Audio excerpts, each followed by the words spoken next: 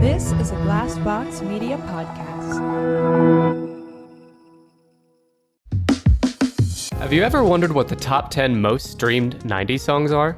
Or what about the top 10 highest paid dead celebrities? Hi, I'm Nick, host of the 10-ish podcast, a comedy podcast covering top 10 lists. Every week, me and my various sidekick hosts share trivia, fun facts, and hot takes as we try to guess each other's top 10 list. Here's a little preview. And it turns out people will just shock a guy to death if someone in a lab coat asks semi-nicely. Chickens outnumber humans more than 2 to 1. It is the only R-rated film to gross $1 billion. With more than 200 episodes and counting, there's sure to be a top 10 list that tickles your weird little fancy just right. Laugh and learn every week with 10-ish podcast, available now on all podcast apps. That's 10-ish podcast. Stuck in the J.O.B. Can someone set me free? I've had enough of this. This life is meaningless. Hey, this is Dan Miller, host of the 48 Days to the Work You Love podcast. Here's a sample listener question. Dan, I barely graduated from college with a 2.4 GPA. 2 job failures have now ended my career with irreversible damage. I'm back living with my parents and have decided that aiming for nothing will at least lessen my disappointment. Are you kidding me? Irreversible damage? Those failed jobs are probably the best part of your education. Do you know the average GPA of millionaires in America is 3.7? Instead of going to grad school or getting a fancy job, they figured out something they were passionate about and knocked it out of the park. Every week, we unpack listener questions and find creative solutions for finding or creating work that is fulfilling, purposeful, and profitable. Check it out on the 48 Days to the Work You Love podcast.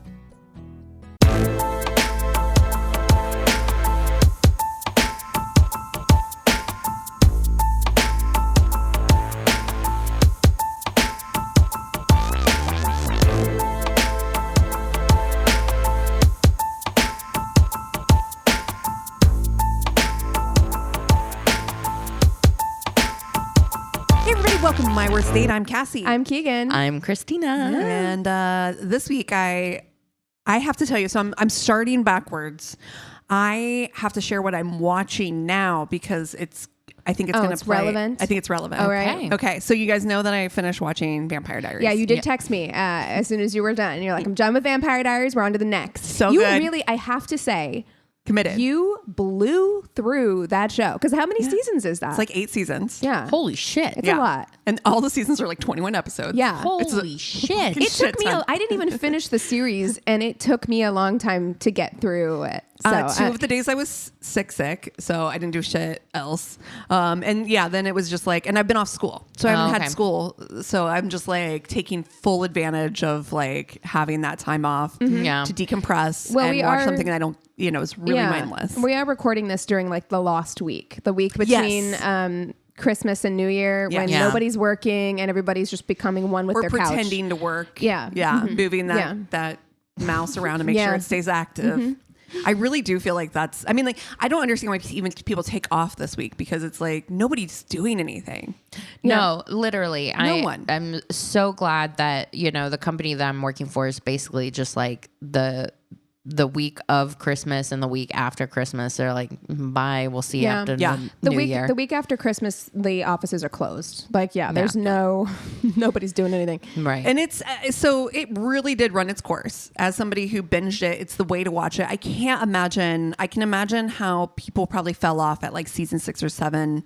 That's about where I fell off. The main female lead, Alina is Elena, I guess. Yeah. I work with a girl named Alina, so it's hard for me to like. Elena her character kind of becomes, she leaves the show, right? So she's annoying before that anyway. You're just but like, then you're like, okay, so then I was like, okay, well, yeah, she's gotten a little, that character has kind of run its course, but then you realize that all the characters have really run their course. Yeah. Like you're working with like a handful, like it's an ensemble and it's phenomenal. Like it's a really good show. It's by really good show, I mean, it's a really good soap opera. It's a really good soap opera. That is people are going to die and come back to life. You just have to like, no, nothing is consequential at this point. Like even when somebody dies at the end, you're like, They're gonna find a way to bring this person back, right? Or there'll be a ghost, or there'll be a zombie, or there's gonna be some kind of way. It's the most. It's like True Blood. Well.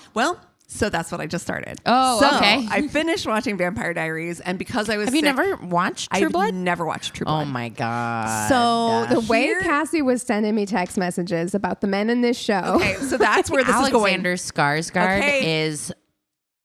I'm sorry. I would let him He's so put not it in hot. my armpit.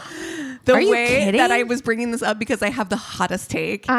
First of all, we have got to talk about how Bill is not good looking at all. Bill. And the way that they desperately are trying so hard to make this guy. No, he is not. You Stephen are correct. Moyer Stephen Moyer is not good looking enough to pull off that character. Secondly, his hair is so fucking dark and they make his skin so fucking light. He just looks like a 90-year-old dude who's just trying to color his hair black. He looks so tired. It's so He's got very puffy awful. under eyes. He looks really tired. And I guess he Chris. hasn't slept in a long time because he is a vampire, but he looks exhausted.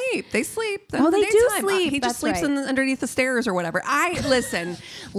The way I called Chris in the room and I was like, it's so hard for me to watch this show because almost no one is good looking except for the shitty brother who's like a piece of shit, but has got the fucking. I didn't think he was that cute. Oh, it's the body. He's body too is all-American, hot. like golden retriever energy for me. Like Right. that's why I think Alexander Skarsgård is I think hotter. he looks like a fucking. What is the dog? We just did the Afghan puzzle. The Afghan dog, like with the like lobbly hair. It's like just split in the middle. He's such a fucking dork. He looks so stupid. I think he looks awful. And he's wearing this leather jacket that's too big for him. So it's like, he's so ugly. What is happening? Listen, Cassie, that's a styling problem. yeah. That is not an Alexander Skarsgård You problem. haven't gotten to the hot Alexander Skarsgård season either. So I'm waiting for that. I don't remember him having shaggy hair. So I remember it being short. So you just started it. I finished season 1. Yeah. So I've finished season 1 and I feel like he is not good looking in this season 2. season. Okay. That really is kind of about him. Am I willing to write it out? Mm-hmm. But this actually made me think, and I know this is going early into the, FMK, but I was thinking, do you have, because we've done hot takes before. Right. We've even maybe done this kind of play on this, which is the hot take. I don't think this guy is hot. Right. Yeah. And I think that for me, that is Alexander Skarsgård because you don't think he's hot ever. No, I don't. I know. That is a hot take. I know it is. I know. And I want to, because I think he's got all the pieces that equal hot.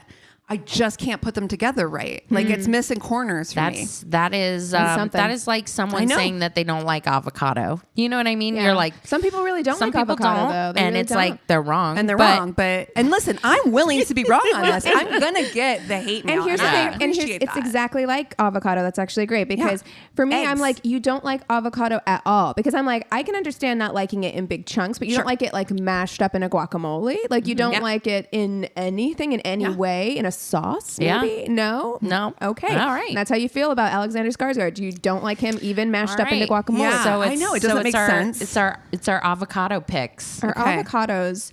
Hot takes in the reverse, right? So like I do it. No, and I want to. Right. And here's the way, you're not going to like this. Even hotter of the hot takes is the place that I found him closest to being hot was when he was the worst fucking character on Big Little Lies. Oh.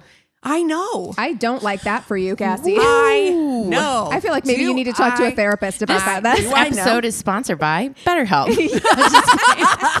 I know. It doesn't make any sense. But I will say this, and maybe this is a hot take. I might have more of the hots for Bill. I love Bill. I almost vomited. Absolutely. How fucking not. Gross. Actually, it's the fucking bar owner that I thought that was the No, hottest. no.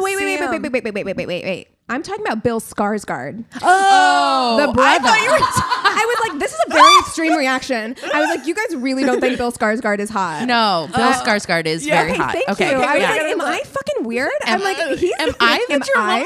Am I? I gotta look him up. I don't remember. Bill Skarsgård was in Papa. Barbarian. Yes. Better looking. better looking. Oh my God. He's hot. Bill Skarsgård is very hot. If tall is your thing, he's just as tall. God damn. He's just as tall as Alexander. He's hot. Yeah, and he was in Barbarian, and I thought he was hot in Barbarian. I did too. I was like, still woman, wouldn't follow him down the stairs because I'm like, you ain't that hot. You ain't going downstairs in the creepy Airbnb hot. But hot. I just met you. Yeah. So sorry. Bye. Sorry, Bill. Good luck to you. Good luck. Bye. But Oh yeah. my God, the way I thought you meant Bill from. I was like, wow, am I really like wrong on this? Is that really my hottest of takes? But no, lots of people think Bill Skarsgård is hot. No, he's hot. Good call. Yes. Okay, but someone, I think I did this one already, but Cassie and I were watching Casino Royale up in the cabin, and Don't do it. I won't do it. So I won't do hot. it because I think Daniel Craig is hot in that movie, but I don't think he's hot most of the time. I think that's a good hot take for you, and I think you should stick with it because I also don't think Alexander Skarsgård's hot, but except for like one thing that I've seen him in, I'm like, oh, he's good looking, and not the character, obviously, Right. but I'm like, But you like him more cleaned up, like in a suit. And I like him cleaned up. Yeah, I like that kind of. Yeah, because there was something about. Again, I don't think it's the character because I actually don't think that the James Bond character is like super attractive, or at least not Daniel Craig's version of it. Casino Royale specifically is the one. If you're going to think that James Bond is hot in anything, that's the James Bond in which I will allow it, because otherwise the character is a fucking piece of shit and he's a total misogynist. And all that stuff. But like he was hot in that movie, like and I can't even really describe why I think he's hotter in that movie than I think he's hot than in other things. It's a good take though. In general, and I like Daniel Craig. Like in Knives Out, I think he's funny. Like I like him. I just never understood like everybody and tying themselves up in knots about like he's the sexiest man alive, because you're entitled to your wrong opinion. But okay, yeah, the blondes are not having a good time this episode so far. I'm trying to think. There's a lot that I am like, oh, I don't think that this person is attractive or what have you. But I'm like, what is a spicy take? Like, you know what I mean? Like, I don't think The Rock is attractive. Oh, that's enormously spicy take. Is it? Wow. Oh my God. I am. This episode is done. I don't know what to say. I think he's fun. I like him, but I don't think he's attractive. I don't know where we're at. I think you have the hottest take at the Do table. I? Yeah. Yes. I the drama. You're the drama. Yes. We found it. You're the drama. Yes. You're the drama. Because if you want to talk about guys who could pick you up, my God, The Rock. He is. He's very, going to fuck very you against tall. the wall and not think twice about it. Well, and we were watching The Other Guys, and he's in The Other Guys. And look, so I actually prefer The Rock bald. He's bald now. He wasn't bald in that. Too. However, when he was young, like when he was in his early acting days, like post wrestling. Oh no, I've seen the turtleneck picture. No, post wrestling in his like early acting career days when he was like trying to do the movie star thing. He's really like good looking. Yeah, like he's really good looking.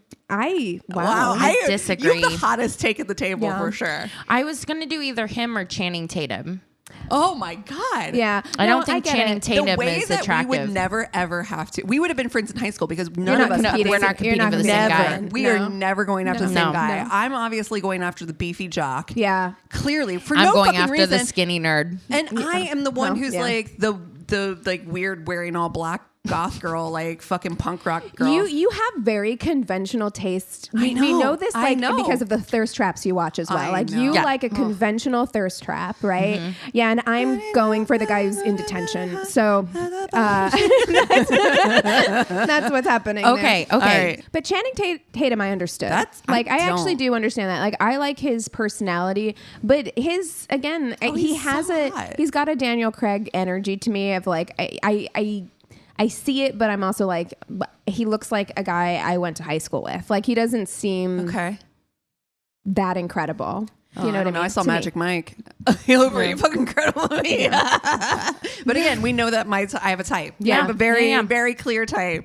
I mean, if I met him in person, if I met any of these men in person, would I probably pass out? Are you kidding? Immediately. Yeah. Immediately, if not sooner. I'm not trying to say that I'm not better than Alexander above Skarsgård. them No. in any way. I am not better than Alexander Skarsgård. Would I giggle like a little girl if Daniel Craig was like showing interest in me? 100%. Are you crazy?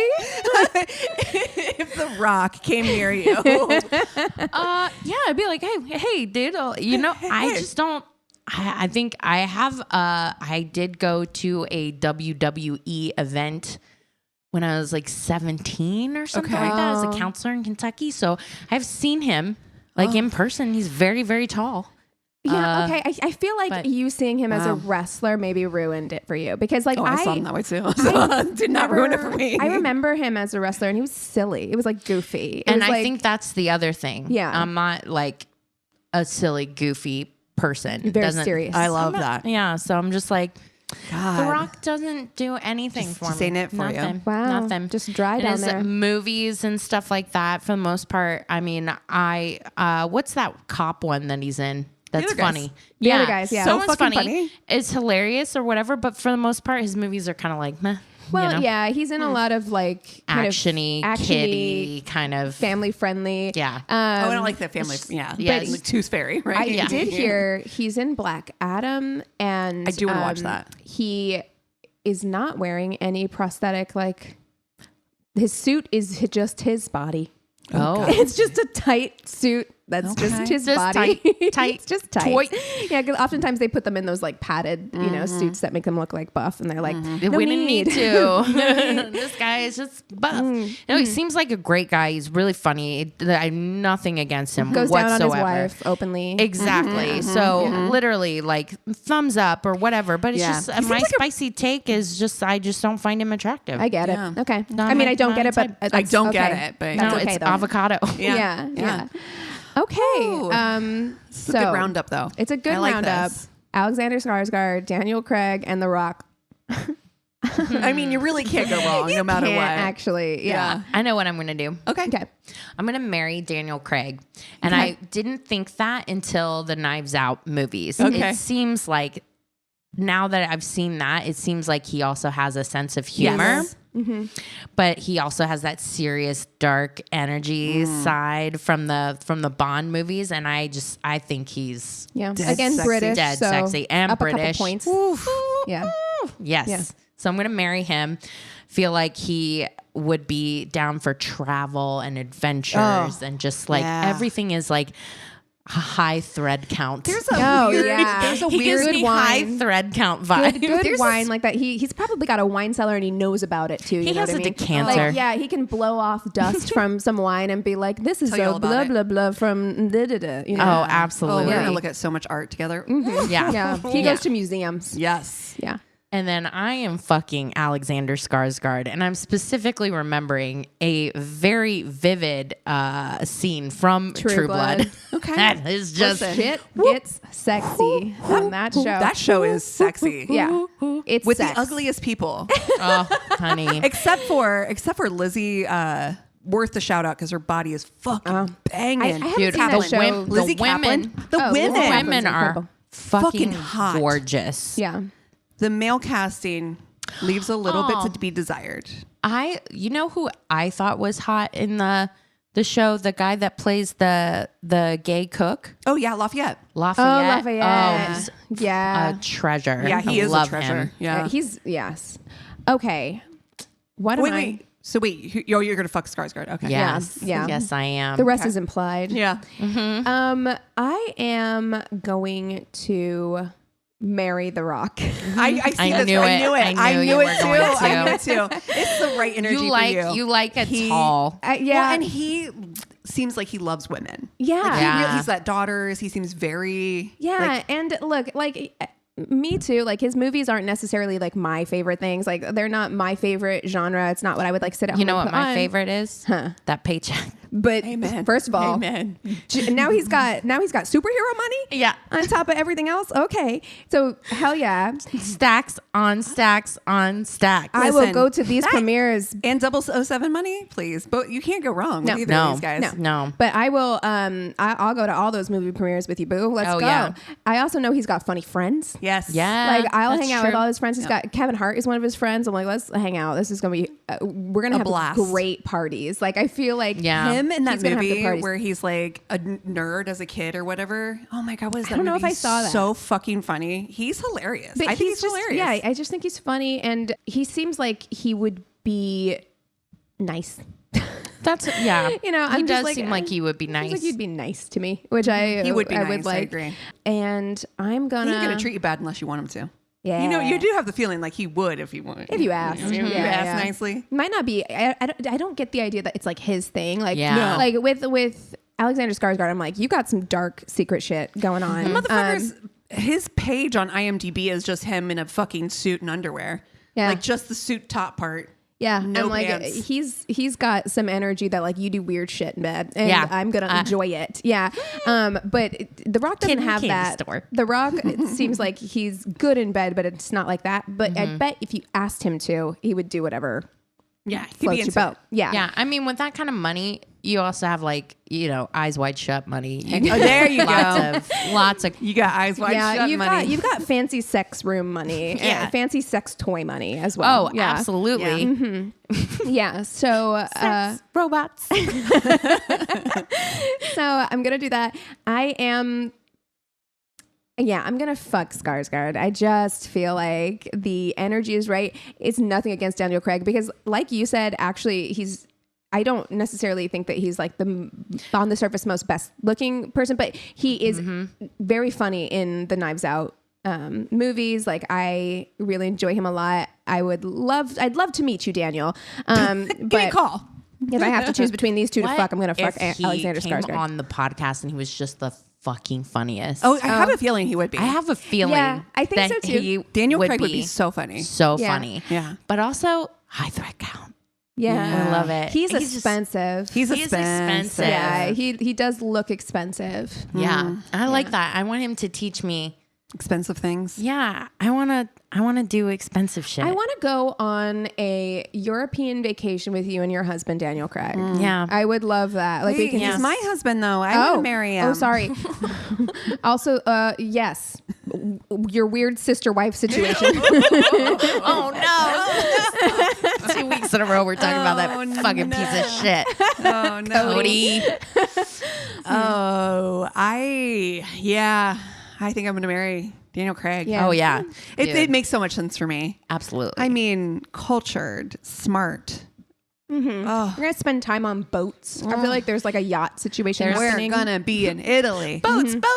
Yeah. Yeah, chandeliers. Yeah, this is like a Mahogany.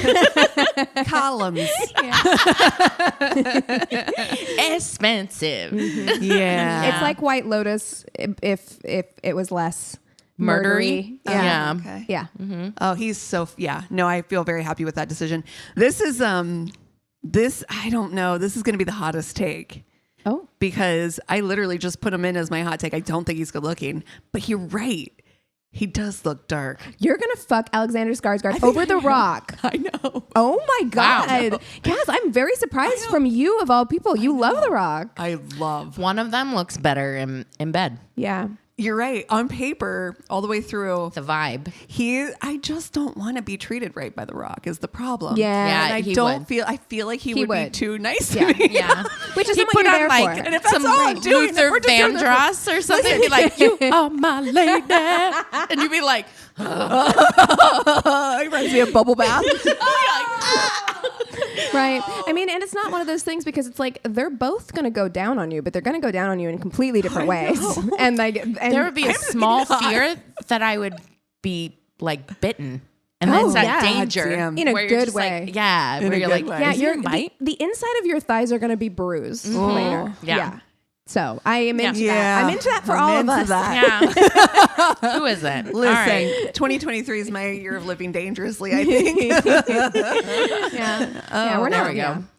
Wow. Well, that was a very, very spicy opening. Yes, so it was. yes, I think we all need to take 5 Take a cold breather. shower time, and then we'll come back with story. Sounds good. Okay. Welcome to the I Can't Sleep podcast with Benjamin Boster. If you're tired of sleepless nights, you'll love the I Can't Sleep podcast. I help quiet your mind by reading random articles from across the web to bore you to sleep with my soothing voice.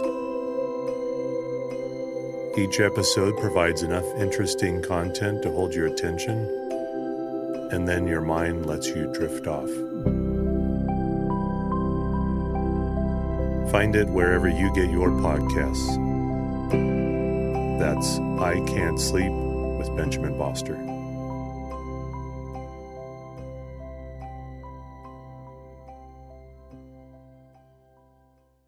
And we're back. Okay.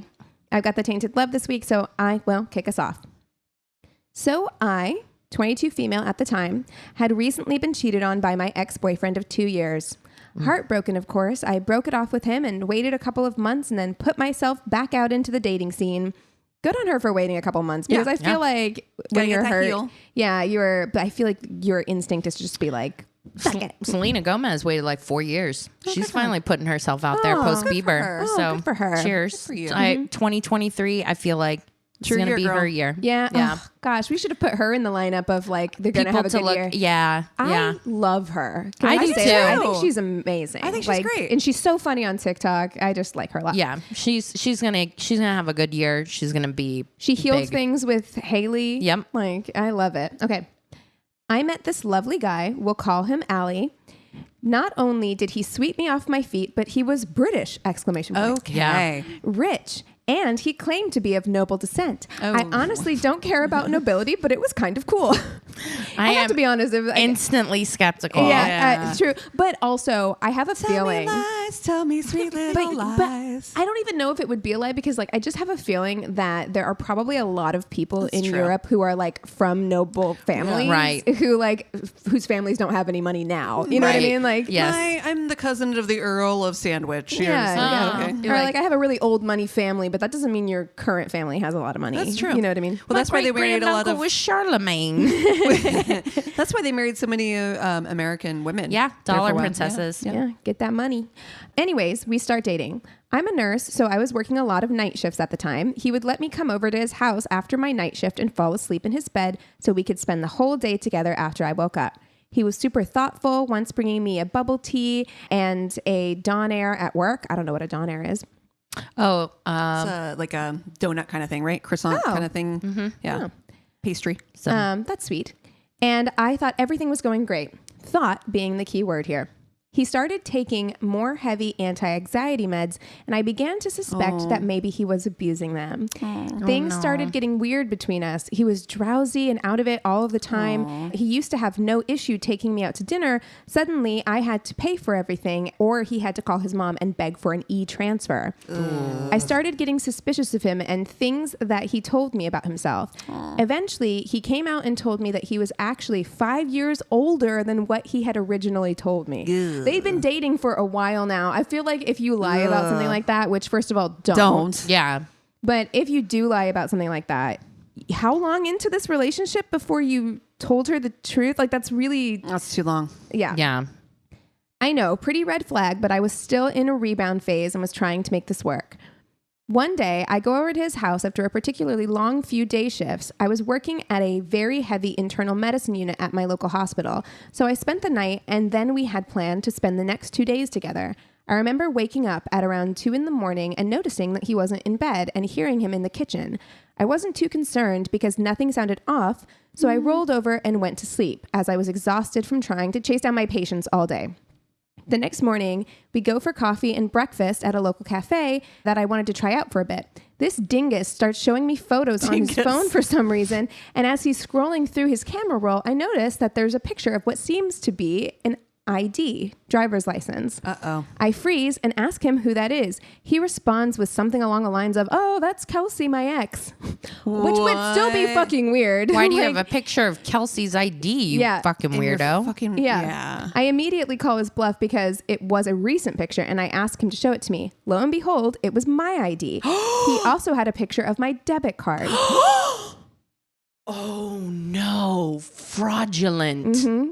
I obviously deleted the pictures when he handed me his phone, and I quickly logged into my bank account app and saw that a $300 purchase had been made on Amazon at 2 a.m. when he had been up. I don't use my cards online ever.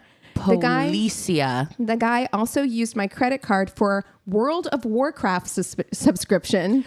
Absolutely not. We just triggered Christina in the worst way. Triggered. You are going to steal. You are going to fraud in order to purchase dolls to play with, sir. Get the fuck out of here. In fairness, I don't think it's dolls. World of Warcraft is an online game. Oh, okay. I thought it was Warhammer, which was like the little doll. So also triggered. bad. Also bad. Honestly, Also bad. Equally bad. Equally bad. Like both are really bad. Okay. The way Christina, She's like, I'm gonna flip this fucking table. I'm she's so like, mad. Where is this man? I'm going to destroy him. You're gonna steal to like loaf of bread. It's like, okay, if the guy stole and he paid his credit card bill, it's still shitty, but tell me it feels less shitty than just like, I'm gonna steal money from you to play a fucking video game. Or even if he stole because like he's somehow gotten himself into like a bad drug habit. Right. Like it's awful, right? Yeah. But at least I could be like, you're in a bad way and like we need to get you help. Like you stole for World of Warcraft, which my brother used Also to play an all the addiction. time.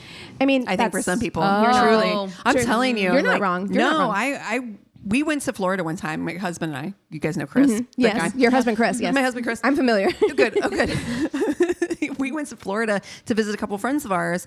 A girlfriend of mine, she was in our wedding. Oh, you told me the story. And her boyfriend at the time, we were all going to go to Disney. He decided he didn't want to go. He stayed at home. Yeah, we went out to play WoW. Yeah, so that he didn't want to come. He wanted to stay at home and play World of Warcraft. No, it's true. I mean, because it's, I think, and correct me if I'm wrong, please get into my inbox if I'm wrong about this, but I think it is one of those games that like keeps going even when you're not in the game.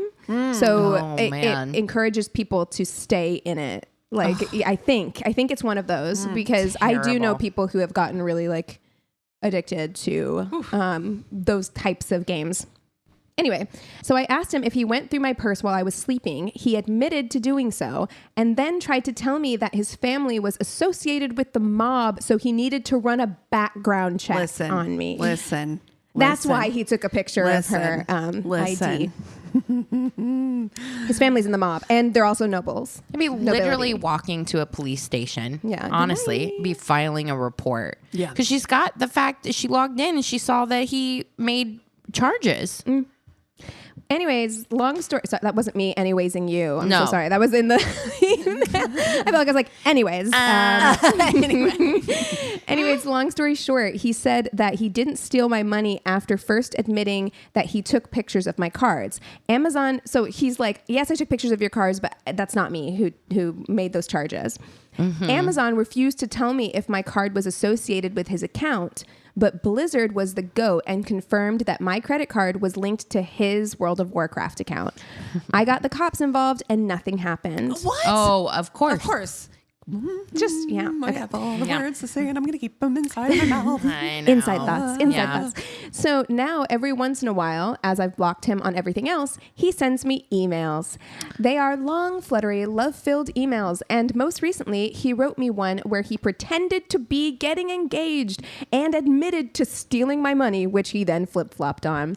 Previously, he had also told me that he had cancer and was going to die. God, this person is dangerous. This person is pathologically lying. Yep.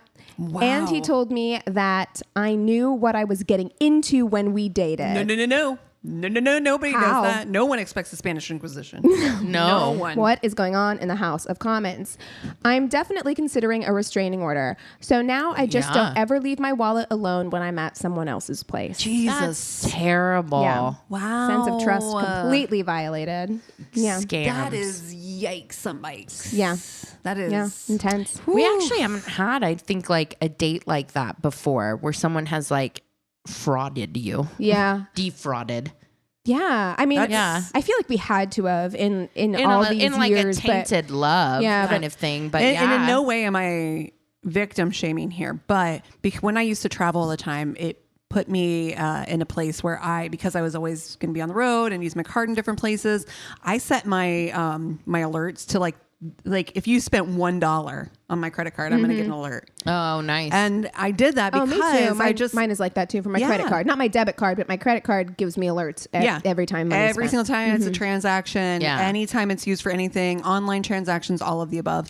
So I mean, it never entered my mind. Why would it? That would be a possibility if I was like, if I spent the night with somebody. You know what I mean? Like I never thought. Yeah, actually, that's a really good point because, you spent the night with people who like you knew, but you didn't know well. Exactly. Like that could have like after I've fallen asleep, gotten in and gotten my shit and y'all are gonna make me have to get one of those fucking wallets that you have to like thumbprint to get into. Like, I think those, but if you're sleeping, I think those exist, right? No, I wake up on the look. Cassie, for those who can't see this, Cassie took my hand and she's like, "If you're sleeping, I'll just, I wake up at the smallest, slightest shit, like literally, like something rustles in the corner. I'm like, what was that? I'm like up immediately. So might work on someone else. Not for you. You're gonna get me. Always awake. Always alert. Always awake. I am the one who wakes up for everything. Chris, shit, you could steal everything. Oh yeah. You could actually come in, break into our house, steal stuff, heavy things, move it. That's how I like am that too. Anthony's it like takes that. me a long time to fall asleep. When I finally do, it ain't me waking up. Is Eric also a heavy sleeper? Or? No, he's pretty light. Oh, see, you need one light sleeper you need one in the relationship because you can't both be heavy sleepers. Well, we got Rose now too, who's fucked. An extremely late sleeper. She's like, hears a noise 3 years away, and she's like, what? 3 years in the future. Well, she does have those giant ears, so she can pick up on a lot. Those are called rose petal ears, and they're so precious. Like my little precious rosebud. Anyway, my turn. Okay. All right. So mine is terrible, and so much happened that it's easier for me to just put it in bullet point form. All right. I love a bullet point. I love it. Background. I was in my early 20s and freshly out of a really bad relationship, also feeling pretty shitty about myself. There's a theme happening. Yep. So, bullet 1, starts chatting me up, checkout line at Walmart. Why this didn't include me in, I don't know. Pause, because I texted you guys. I went to Target at 7:30 in the fucking morning. Yeah.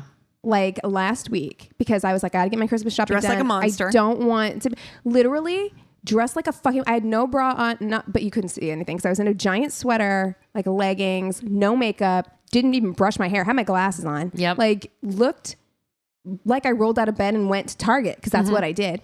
And this fucking guy came. First of all, I saw him coming around the corner. He did one of those things where he's like, "Oh no!" licking the lips and the hand rub. No, right? not the hand rub. I saw him coming, and I was like, "This fucking guy's gonna talk to me." I had my headphones in. I was like, "He is gonna talk to me." And he came up and he starts chatting me up. No, sir. He's chatting me up. I have my headphones in.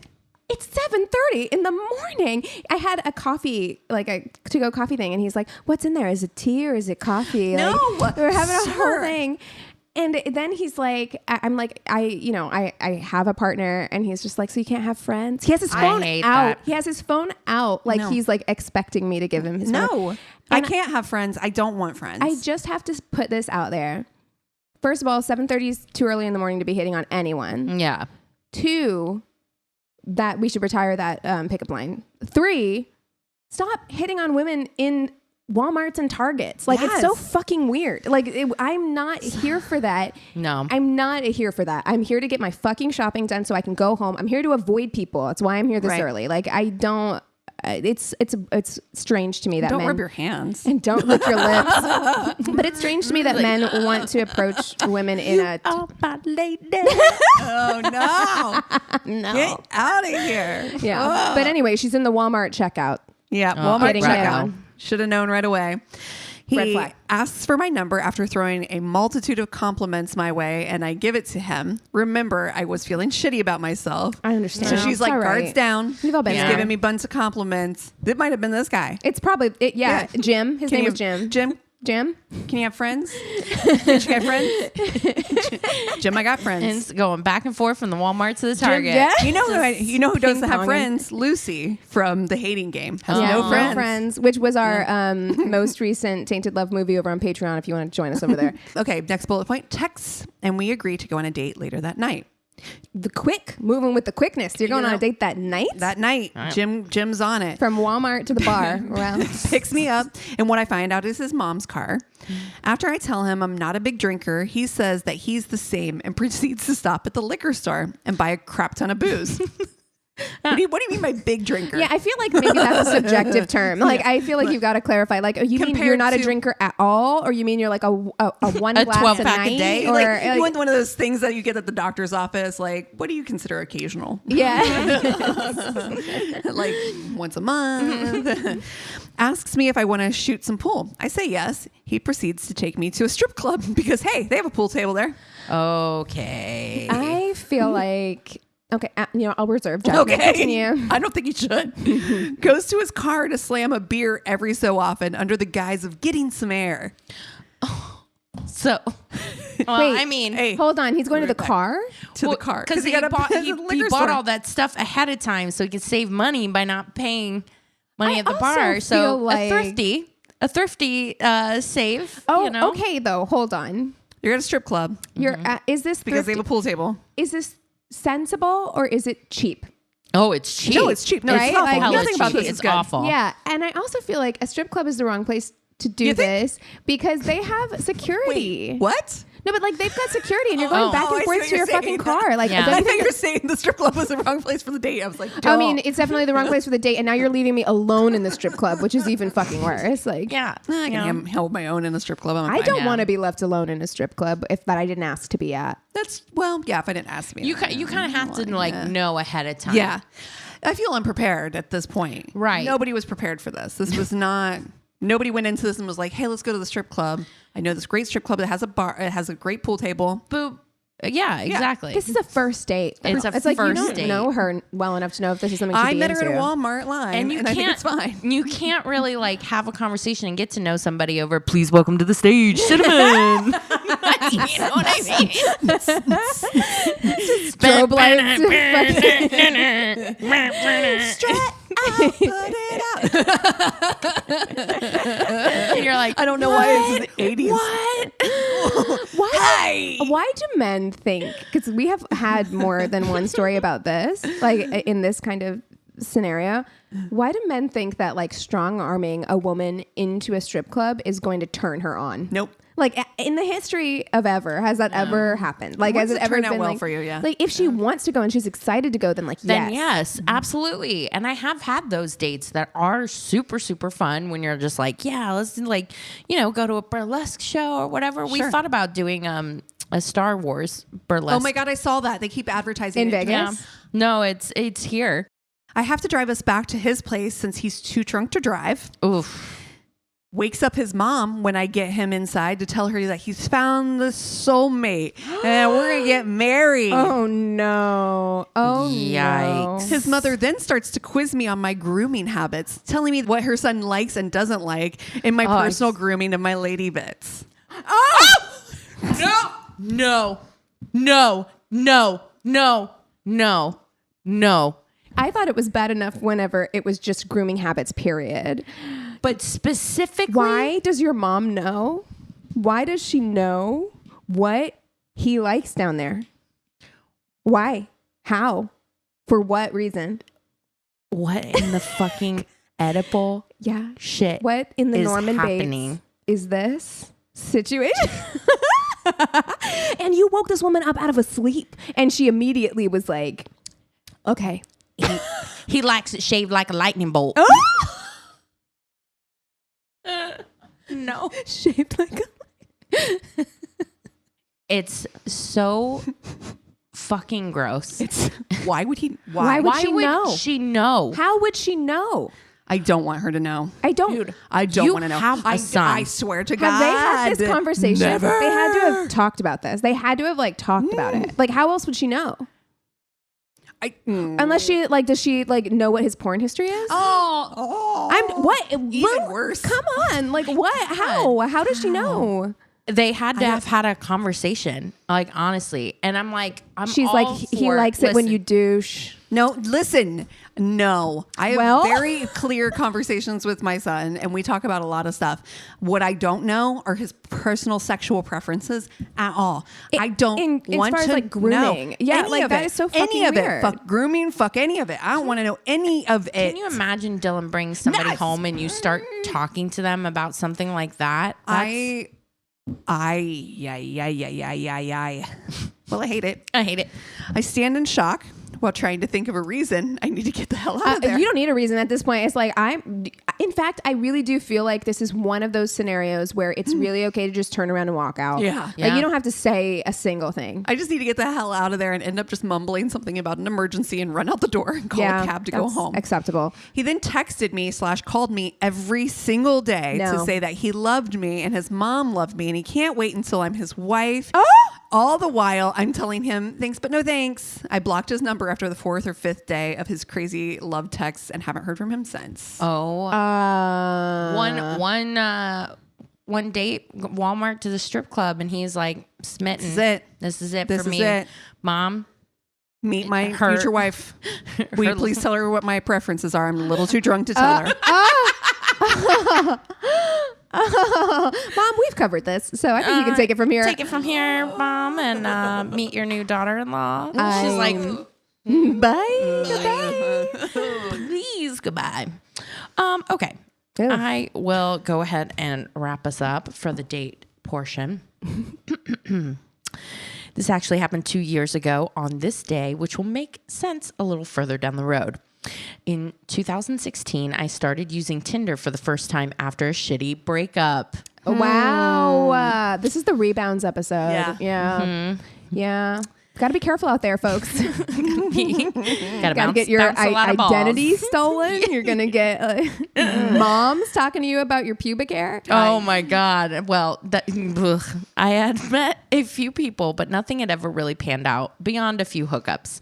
My profile was filled with some horse shit along the lines of not the love of your life, perfect date for when you want your family to question your life choices. Oh my God. It's mostly filled with pictures of me hanging out with my dog. Oh my God, did I go out on a date with this guy? Fast forward to March of 2017, and I matched with someone. After a couple one-off messages that don't really go anywhere, we ended up talking one night and stayed up till 5 a.m. messaging each other back and forth. Oh, okay, wow. That's the best. That's that good. When you have that connection with somebody, that's the best. A couple nights after that, we decided to meet up, and she invites me over to her house for dinner. This all sounds great, except for two problems. First problem is I have a beard in all my photos. And even calling it a beard is a bit of a stretch. My facial hair is like if someone shaved a guinea pig and then super glued it to my face. Oh, baby. Oh, sweetie. I see it. If I grow it out too long, it looks like a tuft of pubes growing out from my chin. Why did you post pictures of you with a... Why do you have beard? How do you have pictures? I have questions. It's not good. For 6 years, I'd still kept it reasonably trimmed beard length because it was better than nothing and actually looks full when it's shorter. But for some reason, the week before we started talking, I decided to shave my face for the first time in years. I just wanted to know what it looked like. The answer... Not fucking good. Reschedule. I mean, I would reschedule this date. Wouldn't you? Like because you don't feel your best. You don't feel your best. And I've definitely done things like one time I was like, I'm going to do something completely different with my eyebrows. Like I'm going to try a completely different eyebrow shape. And like I plucked my eyebrows. It didn't look awful. And I had but bangs. You just don't feel. And so I could just cover it up. But it changes the way your face looks. Like if you take a big swing and a miss. You guys, I saw a TikTok with a girl with like shoulder length hair. She's like, I'm going to do it. I'm going to do the big chop. No. Honey, she went to Great Clips. No. And baby. She was a woman of color. Oh, babes. And babes, no.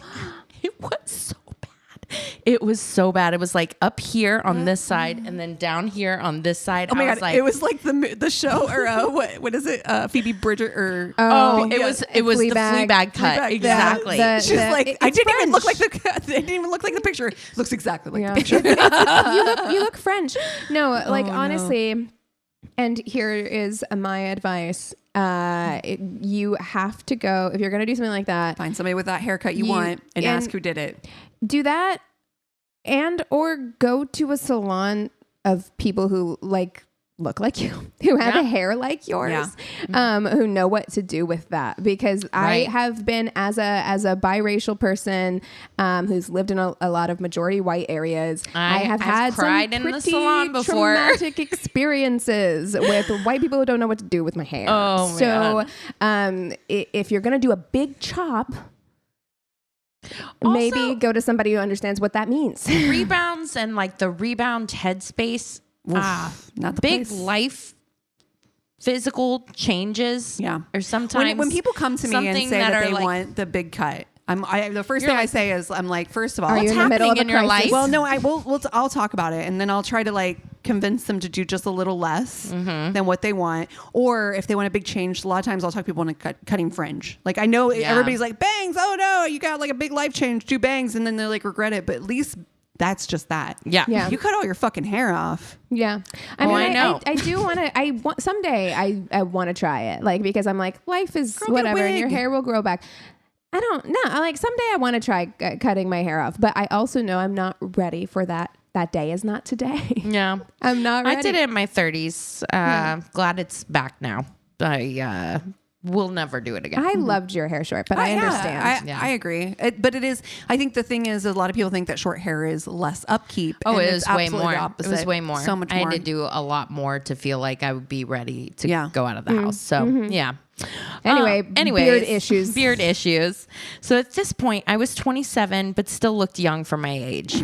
Shaved the like beard off, and I look like a 12-year-old with a bunch of tattoos and insomnia. Oh, honey. This is my husband. This is why he can never not have a beard, because he looks like a fucking child. He has a baby face. And I was like, I can't. No. Absolutely not.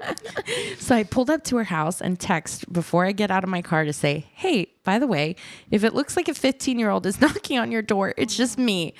Luckily, she's not as turned off by my baby face as I expected. All good so far. You prepared her. Sending her a text was very smart to be like, look, I know I look different. 'Cause that's what people need is like, I know I look different from my pictures. Yes. It's just because I shaved. I just wanted to give you, it's still me. We had that 5 a.m. conversation you had was still with me. It was me. I'm in here somewhere. That beard will grow back, I promise. I'm more than just my beard. I went inside and we ended up hanging out all night. She cooked a badass dinner and we decided to watch a movie. She was blown away by the fact I'd never seen Labyrinth and demanded we watch it. We ended up watching 3 movies that night. Oh, wow. Marathon. Labyrinth, I was 5 feet away on the couch. Oh. Young Frankenstein, we were sitting next to each other. For the third movie, which I can't remember for the life of me, we were cuddling. As it should be.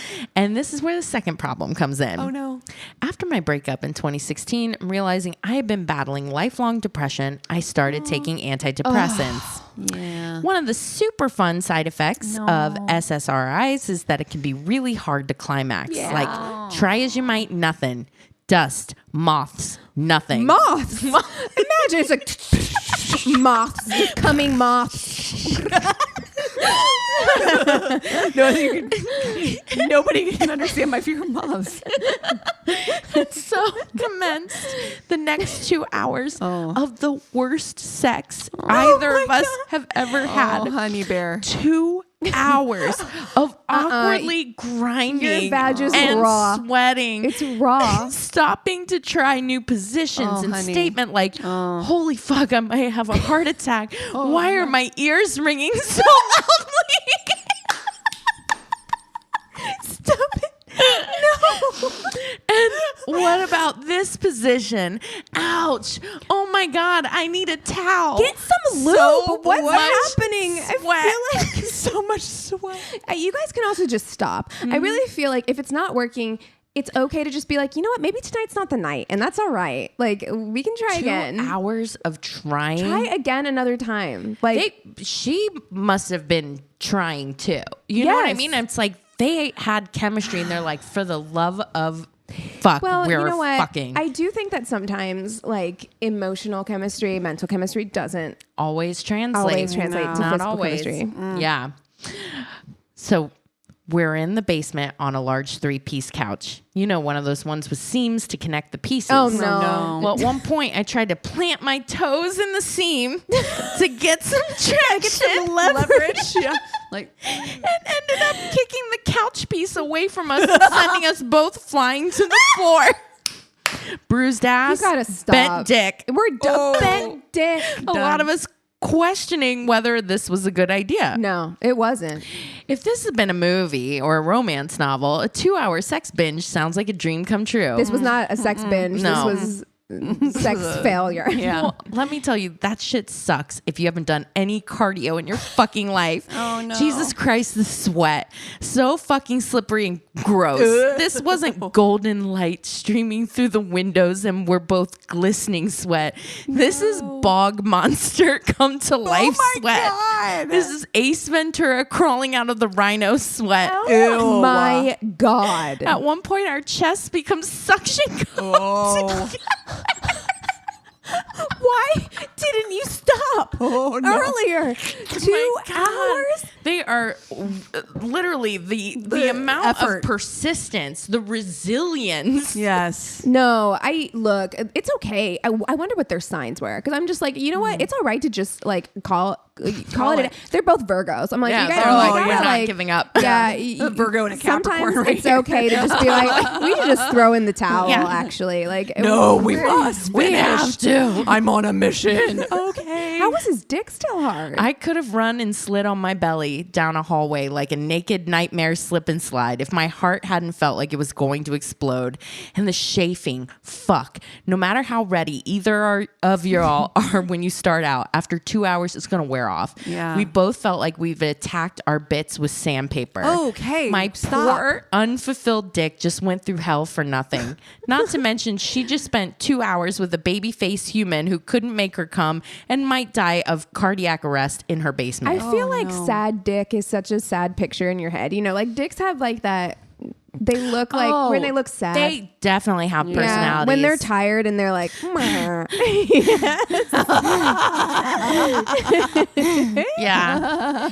It's sad. It is. And you're like, give that dick some water. Yeah. It's thirsty. Give that dick some water. You pour some Pedialyte on it or something. Hydrate. Oh my God. He prefers the orange Gatorade.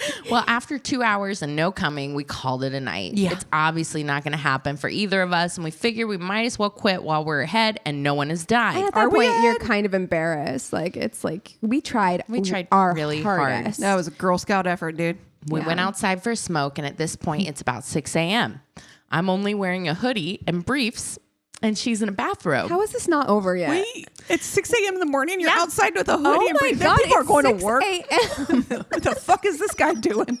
They're out back. I don't know. They're all sweaty. They're like, oh my God. We sit down, and next thing we know, her mom comes out for a sick. It's 6 a.m. They should have known that this was going to happen. Like, if you're at home with your mom, it's 6 in the morning. People are waking up. Yeah. So not only did we just have the worst sexual encounter of our lives, but now I get to meet her mom for the first time. Oh my God. Definitely not half nude, covered in sweat, and sitting next to her half nude adult daughter. Meeting moms and inappropriate without encounters pants with on? moms is yeah. But she should have warned you. Like, if her mom was home, she should have been like, hey, maybe put on some mom sweatpants. might come. Yeah. Somehow she's completely unfazed by this whole encounter and actually starts going on about her most recent Tinder match with a self-proclaimed oil baron. Life is fucking weird. Well, was he from nobility in Europe as well? Oh no. Well, the reason why I'm posting this on this specific day is because this is our 2-year anniversary. Oh, wow. And we're engaged to be married. So they figured it out. See, that can happen sometimes too. It's like maybe like it just wasn't the right time. They needed to try again. I'm glad they tried again. Sex life is far better now, and we both look back in humor and horror on that night and wonder why the fuck we decided to keep hanging out afterwards. Oh my God. Me too, yeah. I mean, now we know, but our past selves must have been really, really desperate. I actually think like that emotional connection, it's more important. Saved it. buys you another chance, because she was maybe right. thinking like, but when it's good, like the chemistry's there. You know it's going to happen. No, I really do. Yeah, I think that too. If you're both willing to put in the work and you want it, and the emotional chemistry and the mental is there, then you can work on it. Oh, but and they're willing to try 2 hard. hours. They're willing to try hard. No, just on a couch too. No, it's so gross. Well, congratulations to the happy couple. Yeah, you're married now. Yay! You guys want to take 5? Yeah. And come back with Tainted Love? Yes. Cool. And we're back. Keegan, tell us all about it. I will. And, this might be the first time, I think it is the first time in Tainted Love history that Thomas, our editor, knows what I'm doing before you guys, because I had to text him while I was doing the research for this.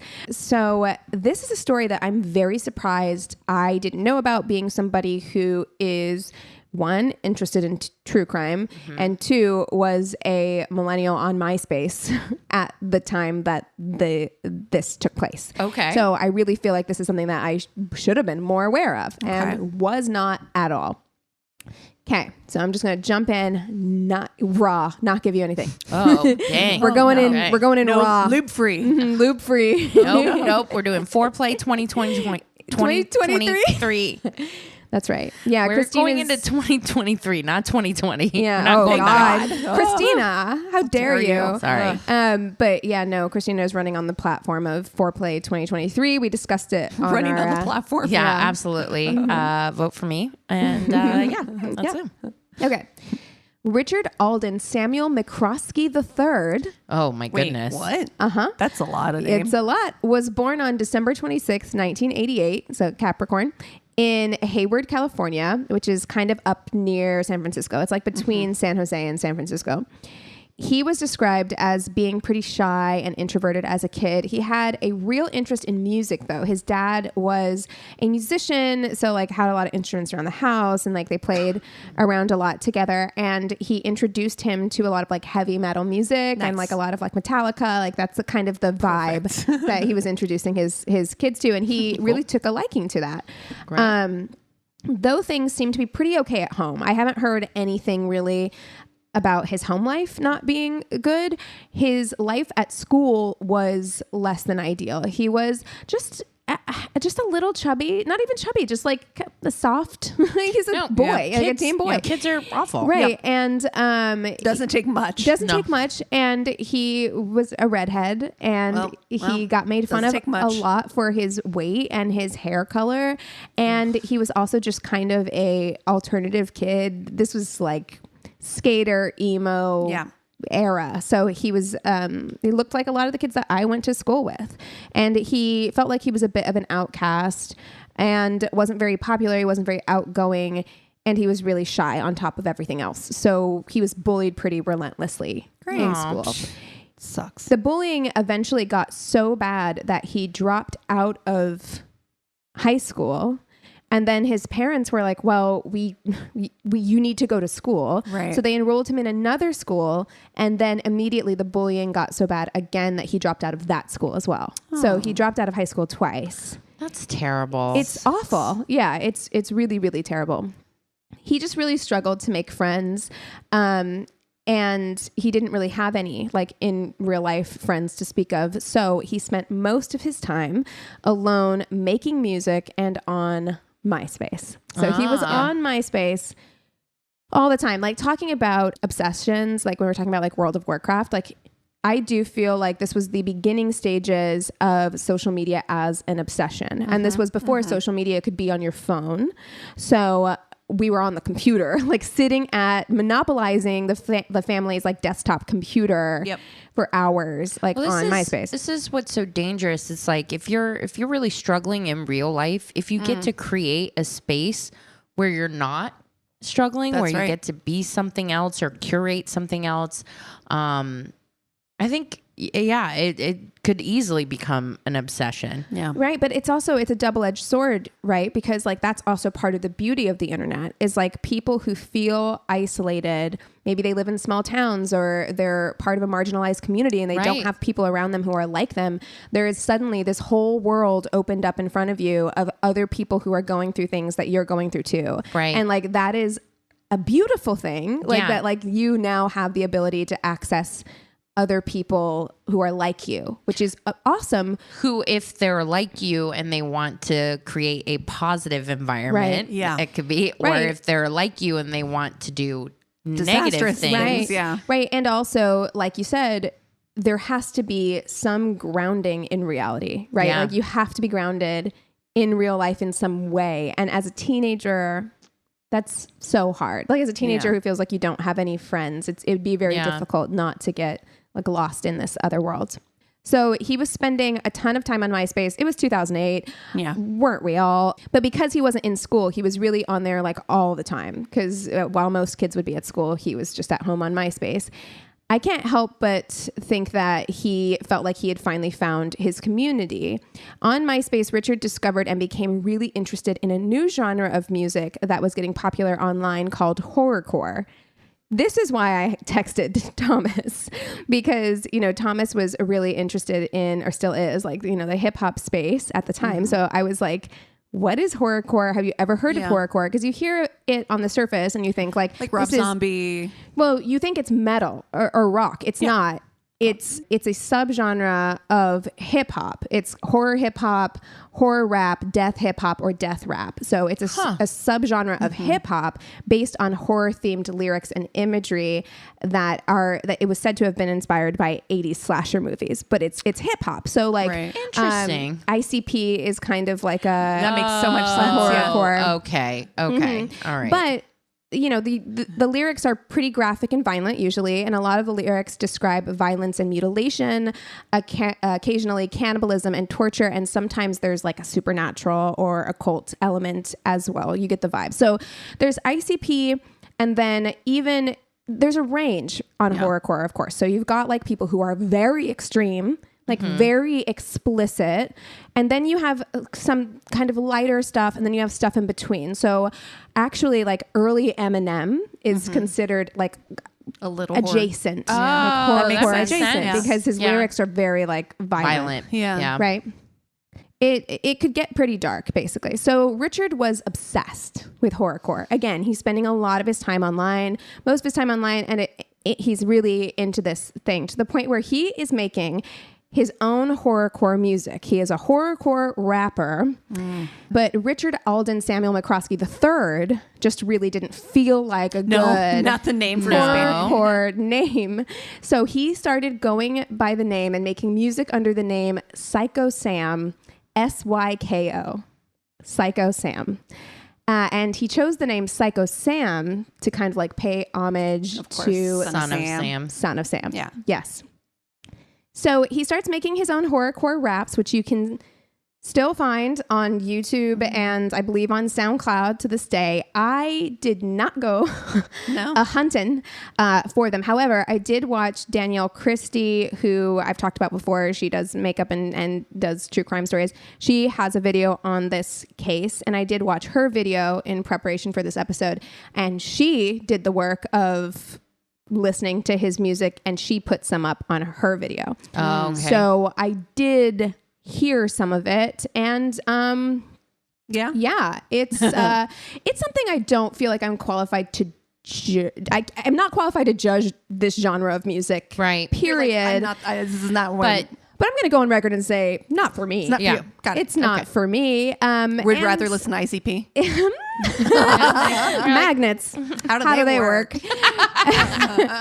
But his lyrics, so Richard's lyrics are on the more extreme side of things. They're pretty violent. He talks a lot about how he wants to murder people, that he has voices in his head telling him to kill people, which feels like a Son of Sam kind of like reference. And one of his songs is actually called Murderous Rage, is the title of one of the songs. Now, I do want to pause here and take a moment and say that, like, as somebody who enjoys the horror genre, I watched a horror movie last night, sitting here by myself at home alone. This is not me. I don't think that people who are interested in genres of like different mediums of art forms or whatever. I just watched Vampire Diaries. I'm not going to try to be a witch or a vampire. Right. It doesn't automatically mean that you want to go out and do these things, that you want to go out and hurt people. I don't think that like every single person who listens to this or enjoys this type of music wants to go out and do this stuff. There's lots of people who enjoy this type of music who don't go out and do it. And I know that oftentimes it's been a scapegoat for people. Like, horrorcore was in part also blamed for like Columbine because they were somewhat interested in this genre as well.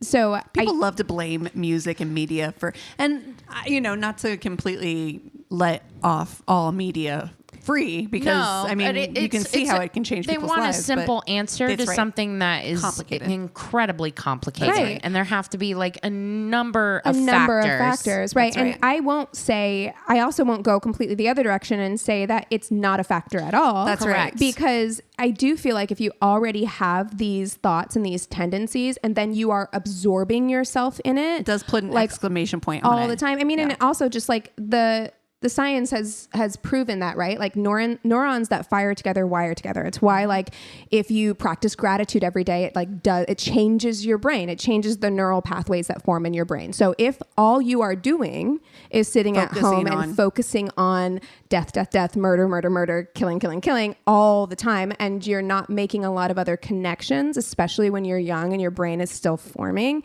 that like it could have an effect. Sure. Yeah. I'm not willing to say that that's what does it, you know, or but it certainly helps. Again, simple answer for a non-simple. Absolutely. Yeah. But as a horror fan, I just felt like I had to jump in and say that. Like, you're like, hashtag not all horror. Yeah, exactly.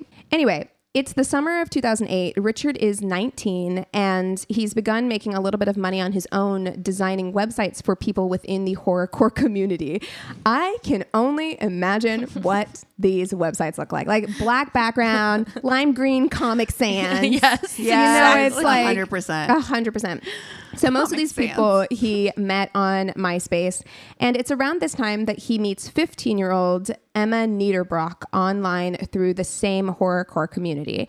Emma lived in Farmville, Virginia with her parents, Mark, who was a pastor, and Deborah, who was a professor of sociology and criminal justice.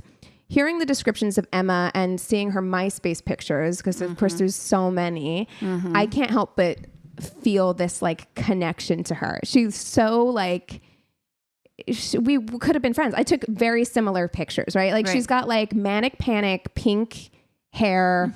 She's got like really heavy eyeliner. She's taking all of her pictures from that like up top MySpace. Does she have only one eye showing? Like, just the one eye with like the deep hair siren eye eyeliner into the like nose crevice, right?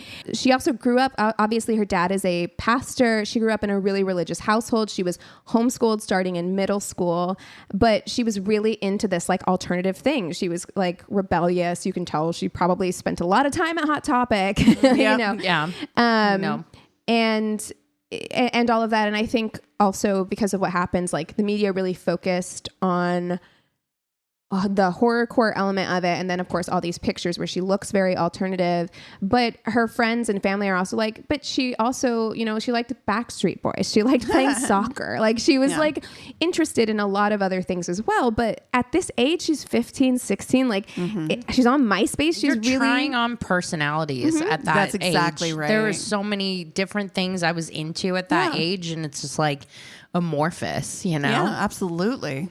Right. And you're feeling that like little bit of rebellion too. Like I understand I'm an adult. I am grown up. Right. And I won't say, no, you're not. As somebody who was homeschooled, like I I don't like broad generalizations about homeschoolers. I think that they're almost always wrong. But what I will say is that I don't know what her situation was. She played soccer, so she had other outlets, but sometimes you can end up getting really hungry for community. Yeah.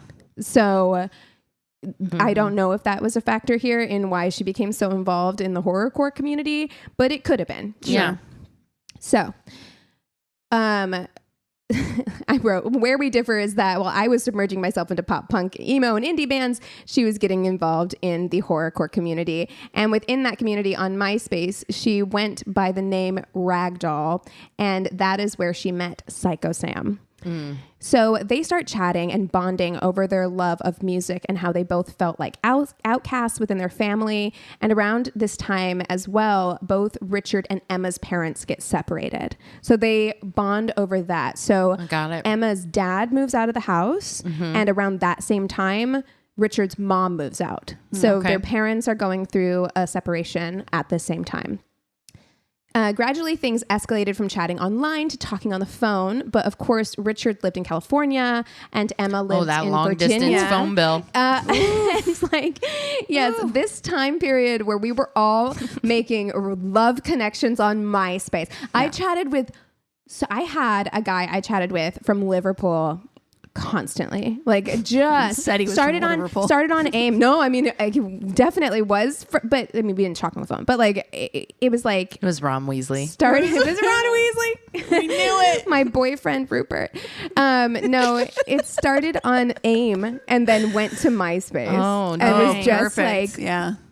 I was yes. a Facebook early adopter. So yeah? by 2008, I was off of MySpace. It Yeah. started to feel like there were a lot of people 10 years younger on there. And I was Yeah. like, goodbye. I no longer feel good. It's not for me. Yeah, by 2008 I had both. Yeah, Yeah. at this point. But I was, because originally I couldn't have a Facebook. It was only for That's college Right. people. So like I had a MySpace for a long time. I got a Facebook when they opened it up in like 2006 or 7, I think. Yeah. But I was definitely on both at this point, and I was heavy into MySpace. Like I saw, Rob, what's his name, on TikTok made a tweet where he was like, I feel like I could cure my depression if I could just look at my old MySpace for 10 minutes. Yeah. I was like, I know. I'm really sad. I don't even remember. I feel like it was like an old Y-mail that I used to like create my I tried so MySpace. hard to get I was back. able to log back in, and it's nothing like it used to be. So you No. don't have your, like, you can't see your old like page. No, it's a So music. it's It's just, a music platform now. Oh, So okay. it's like it's completely Boo. changed. I want petition for Tom to take over somebody's got Twitter. his like a Wayback Machine or something like that. I wish. I mean, back then, I don't even know if taking screenshots was possible, but like, I wish I had screenshots. I wish I could show you. I had, for a period of time, I had a Regina Spektor themed. Wonderful. Amazing. Of course you did. Oh, yeah. It was incredible. I think it played Us when you went to the page. Anyway, unimportant. Blah, blah, blah, blah, blah. Still, so even though they lived across the country from each other, they were in pretty much constant communication. And it's clear that at least on Richard's side, so we don't know a lot about Emma's side of things, but like on Richard's side, he thought that Emma was his girlfriend, right? He was head over heels for her. He talked about her all the time and all that jazz. Yeah. In September of 2009, the two had been talking for over a year and decided it was time to meet up in person. So exciting. But this is icky to me. Richard is 20 and Emma is 16. I don't love it. I don't either. I mean, have we all been that 16-year-old Yep. with Right. Yep. the 20-year-old? Yeah. Because 4 years is not a lot, but it's a lot at that age. That's a lot at that age. Like it's That's a lot at that correct. age. Didn't feel like it then. No. What about her criminologist mom? Well, I'm okay. sure she's not loving this. Don't tell mama. it. the Strictly for the Wicked festival was coming up, which I guess was a horrorcore festival put on by Serial Killin' Records. Cute. And Emma and Richard decided that this was the perfect venue for the two of them to finally make that connection. Emma also wanted her friend, 18-year-old Melanie Wells, to join them as well. So Emma and Melanie also met through the MySpace horrorcore community. Melanie lived in West Virginia and Emma lived in Virginia, and they were both like homeschooled, but they had met in person several times. In fact, like Melanie's MySpace profile picture was a picture, like a MySpace angle picture of her and Emma. Like they were friends. They were close. As a mother too, I'd be like, because I do want to like encourage my kids to be independent and go to concerts and stuff like that. That would make me more comfortable. Right. Having a girlfriend there. Yeah. I would definitely be like, you're going with your girlfriend. Yeah. Okay. I mean, I did my first solo concert at 16 when we went to Lollapalooza. Yeah. So, and I just went with my girlfriend. I definitely went to concerts at this age. Right. Now, my parents would certainly have reservations about like someone I'd met online coming with that age difference coming with me. Right. Would you have told them? Well, hold on. So basically they all live secret. So these three live in different states, right? Richard's in California, Melanie's in West Virginia, and Emma's in Virginia. So the plan was that they would all fly to Virginia and they would meet at Emma's house. And then her parents her mom would drive the three of them the 10 hours. Oh my God. To the music festival in Michigan. Holy shit. So the music festival is in Michigan. We can't all just fly to Michigan? Right. Seriously. Now, Emma's parents were not super gung-ho about this idea at first, right? Like this 20-year-old guy they've never met before. They not only want him to come and stay at the house with them or with the mom because the dad's moved out, but they also want the mom to drive them 10 hours. No. I'm also okay. That obviously valid, but I'm thinking like financially through this too. Yeah. I'm like, you want me to pay for 10 hours of gas. That's right. Yeah. And then of course they're going to have to get like a hotel room. Yep. Like I'm just adding this up in my head. I don't even know the if festival tickets, like I'm not all even that. sure if they stayed because it was a one-day festival. So I think they may have. That's a long fucking day. Right. No, you're getting a fucking hotel. You're not going to 10 hours back. Yeah.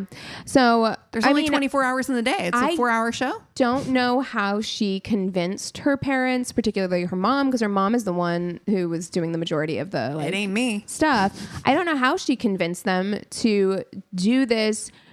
This is 100% speculation, so please don't take this as fact. But like, I have to wonder if maybe there was like something about.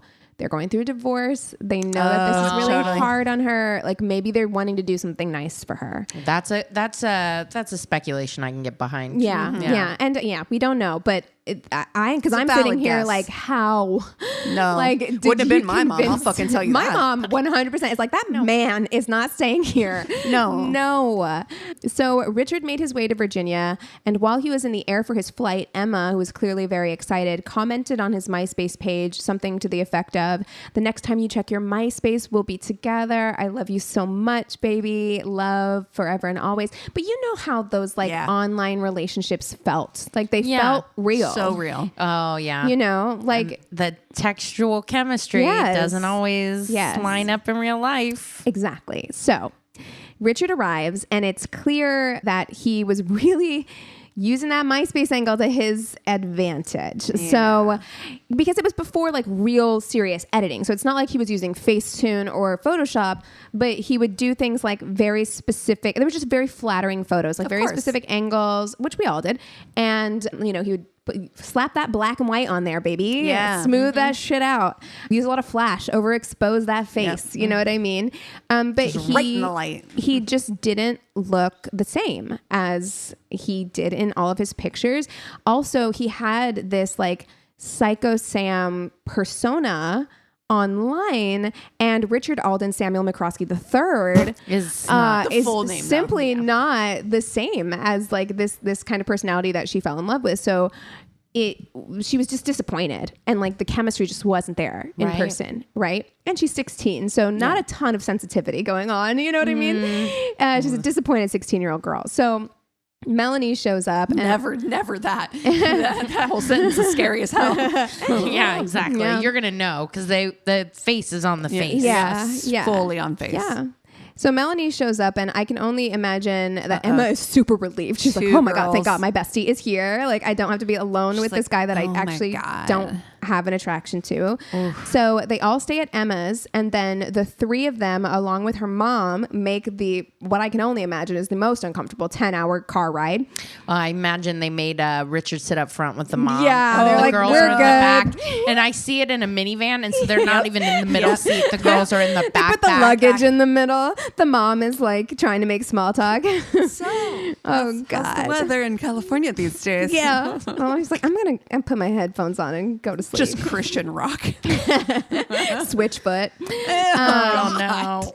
So they get to the festival, and once they're there, Richard is acting all like boyfriendy with Emma, right? He's like touchy. She's like, don't touch me. There's boys here that are cuter than you. Yes, exactly. I mean, she doesn't say that, but like she's just not into it. I know it. I know that feeling. Is chatting I feel it so hard. She's chatting up other guys. Other guys are chatting her up. She's texting other friends, like maybe guy friends. Like she's not skilled at letting guys sound 16. easy. Yeah, she's 16. Yeah. Like, and There Richard, are people in their like adulthood that it is a struggle to let down somebody. You've been talking for over a year. Yeah. It's a hard conversation to have. Yes. Yeah. So yeah, it is. And Richard is upset by this. Like he thought he was going to get there and like, this is his girlfriend. Yeah. This is his girlfriend. So he's angry. He's insulted. He feels rejected. The day after the festival, everyone heads back to Virginia. And once they get back, Melanie posts on her MySpace, SFTW, so the festival was fucking amazing. Back in Virginia now. Be back in West Virginia on Wednesday. I miss everyone. And mood. Do you remember when you could update your mood? Yes. It said, mood, having a blast. Her profile is a nostalgia tsunami. Like you're like, oh, wow. She posted that on Monday, and like she says, she's not supposed to be back till Wednesday, so they were going to stay another night there at Emma's house.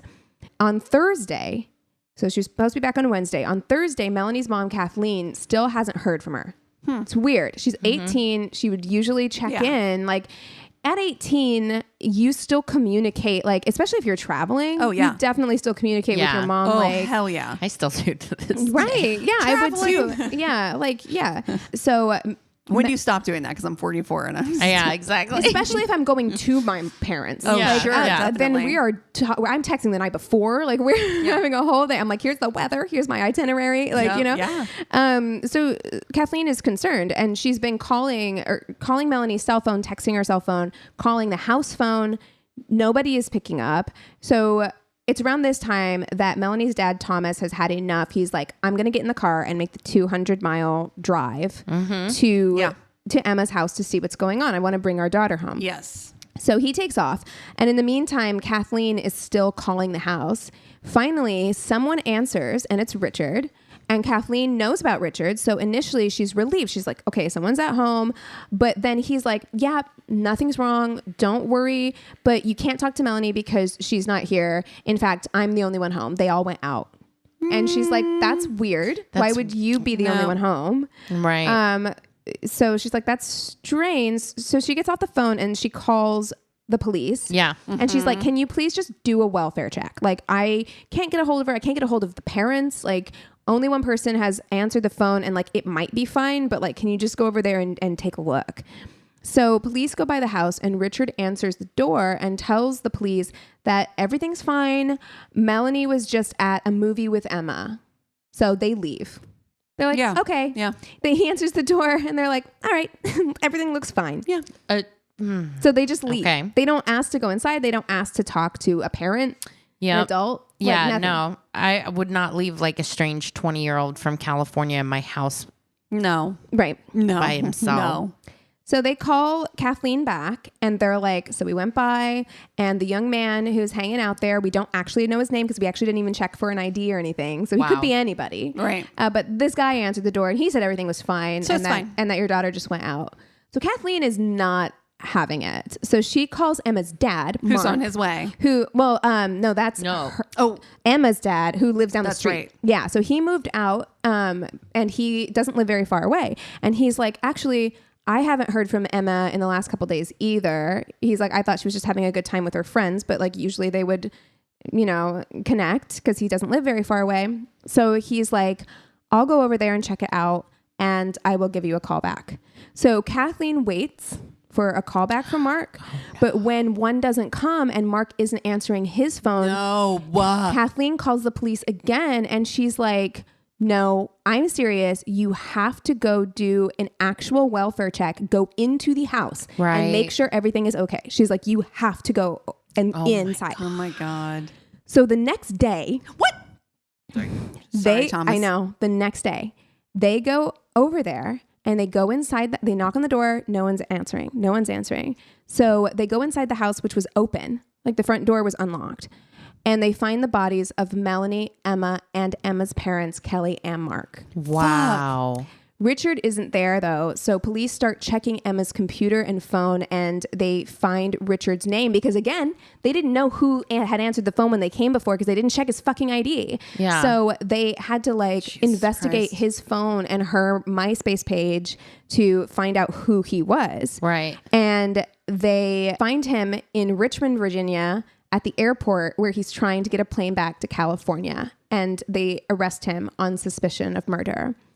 When they ask Richard what happened, he basically tells them that when they got back from the festival, Emma was still ignoring him. She was being, colder to him than he would have liked. So he started drinking. He smoked a little weed that he had on him and was just marinating in his resentment and rejection.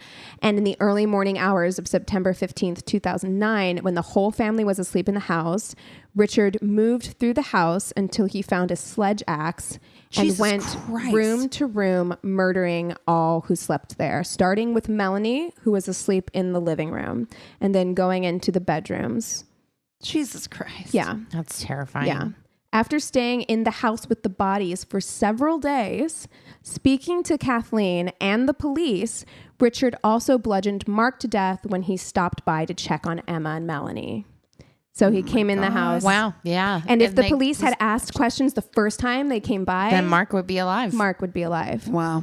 After murdering Mark, he stole Mark's car keys and took off. On the way to the airport, Richard actually crashed the car. And when police arrived at the scene, they gave him a ticket and let him go. Wow. It wasn't his car. Didn't run the place. Right? Fucking minimum. Nothing. So he hitchhiked the rest of the way to the airport with a tow truck driver who would later say that the ride to the airport with Richard was almost intolerable because Richard smelled so terrible. It turned out that he had not changed or showered since the murders, so he was wearing the same clothes for days inside the house with the bodies. And he killed them, and he killed them with a sledge axe. Oh my God. So how did no one notice that he's covered in blood? He's gotta be covered in blood. Right. Because it's dried and brown. And now, maybe just I saw the footage of him getting picked up at the airport and he had a hoodie on and the hoodie was up over his head. So I wonder if he put the hoodie on over his other clothes, but still oh God. And he was in that house with them for days. So that alone. After his arrest, he was charged with 4 counts of capital murder and the evidence against Richard was overwhelming. I mean, the clothes he was wearing still had the blood of the victims on them. They knew the estimated time of death for each of the victims and knew that Richard was in the house with them for the past 3 days and had all this MySpace correspondence between Richard and Emma and others to kind of be like, okay, we know you guys were together. Yeah. There was just too much. So the prosecution was pushing for the death penalty. And with this abundance of evidence against Richard, his defense attorney advised that he take a deal. They're like, you have to take a deal. Yeah. You cannot go to trial. You're not winning. No. So he pled guilty to all 4 counts and was sentenced to life without the possibility of parole. He showed no remorse. He also waived his right to an appeal, so he will never be released from prison. Wow. Well, that's good news. Yeah. Jesus. But I don't know. I couldn't believe I'd never heard this story. I mean, I was definitely on MySpace at this time. Yeah. In alternative scenes at this time, and I had never heard this story. But it's cautionary tale. Early days of the internet when we were just meeting people left and right. You know what I mean? Yeah. Well, we still are meeting people left and right. Yeah. And just, Jesus. cautiously optimistic, you know? Yeah. Do our best, but whole family. I had not heard that one before. Yeah. Wow. I hadn't either. That's surprising. It's wild. Yeah, me too. Well, what are you guys watching this week? I know you already True Blood, told us True Blood. Very excited for your journey on that one. Yeah. I have to say the first 2 seasons really enjoyed. Good. The rest of it, Yeah. Really? Yeah. Oh, no. I mean, I don't remember when I fell off. it goes downhill. But it does It's at some a point. noticeable shift. You will be like, okay. ugh. Yeah. I am just obsessed right now with Succession. Yes. I cannot stop watching it. And Sometimes it takes a good rev up to it, but yeah, I mean, it's the writing and the acting is so good. So good. So I'm almost done with season 2. I know the new season comes out soon. Well, season 4. Yes, sometime next year, sometime in this year, I guess, sometime in 2023. For sure, but I'm not sure exactly when. Yeah, so I'm gonna try to get caught up. Yeah, but yeah, very exciting. Awesome. Well, I've watched a lot of stuff because we very bravely took the week off last week. Hope you all enjoyed the live show episode that we put out. So I have become one with my couch and TV. And so I've watched a lot of things. I will shout out to, because I watched the first episode of House of Hammer. And I only feel like I need to say this because I feel like on a past episode I said that my great grandfather's name, which I liked, was Armin, and Cassie, you were like, oh, you can't do that because Armie Hammer. His name is Armand. My grandpa's name is Armin, so I just want to clear his good name. You're so like, no. Armin Austin, not Armand, that creep. But last night I did watch a horror movie called Resurrection with Rebecca Hall and Tim Roth. And did I get a Shudder trial so I could watch it? Yeah. It was wild. Oh, yeah. I think we have it. Was intense. Which one is this? And weird. It's called Resurrection. It might be one that you could do. Yeah. Tim Roth's hot. Well, I think that related to Eli Roth?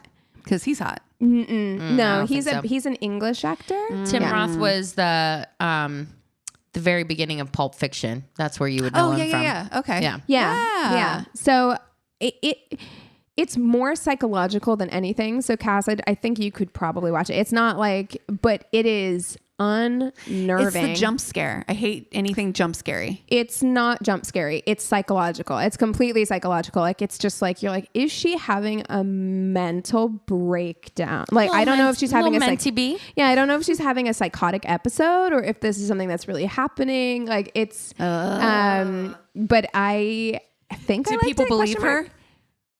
No, you know, that's my deal breaker. I do, but they have good reason to question her. So you're kind of like, you're like, do I believe her? Right. You know.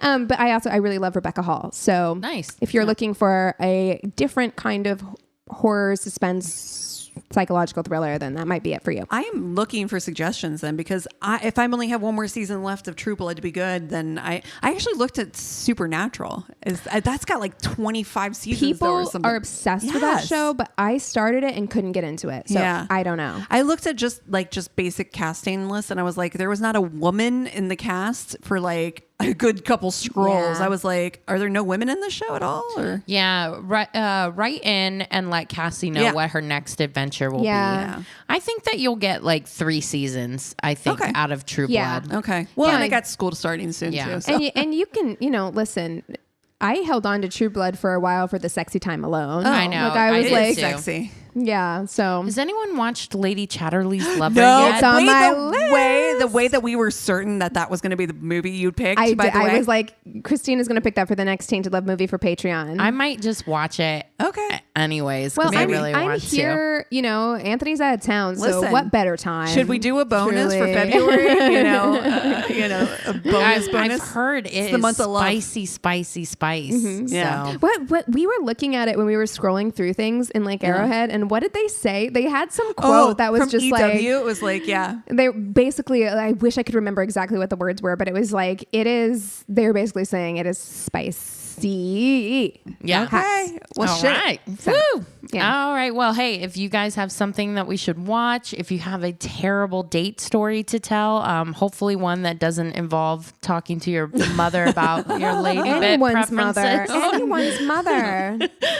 Go to our one-stop shop of a website. It's myworstdatepodcast.com, and we love you so much. Cheers.